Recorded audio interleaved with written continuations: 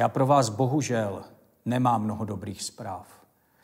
Budou nás trápit problémy, které jsme si zavinili sami. Hlavně tím, že naše koalice Spolu jen málo dbala na naši budoucnost a doslova žila ze dne na den.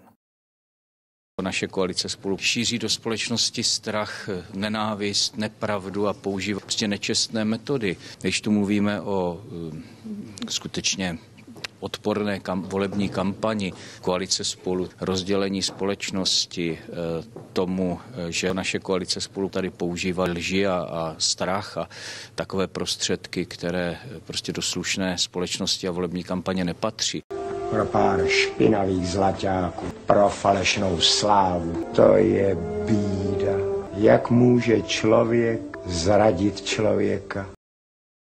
ODS, s naší současnou ODS, naší politiku postavenou morálně pochybnými lidmi, s naší špinavou politikou, která hájí zájmy, které jsou proti zájmům České republiky, proti zájmům našich občanů.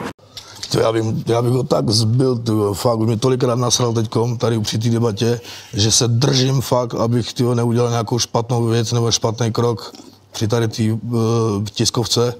A já se umím kontrolovat, protože, jak říkám, dělám sekuriťáka strašně moc dlouho a vím, jak mám jednat s lidma. Ale tady ten človíček, ten dostane takový vejprask ode mě, teď jsem na něho tak nabrušený.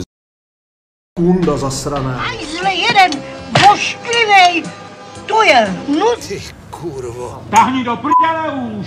Kunda vyprcaná. Blejt.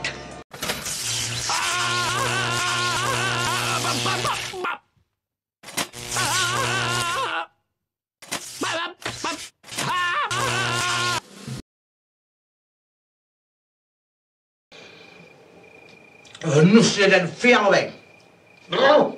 Ještě to vidím. Zaplať pánbu. Hnus fialovej. Dobře.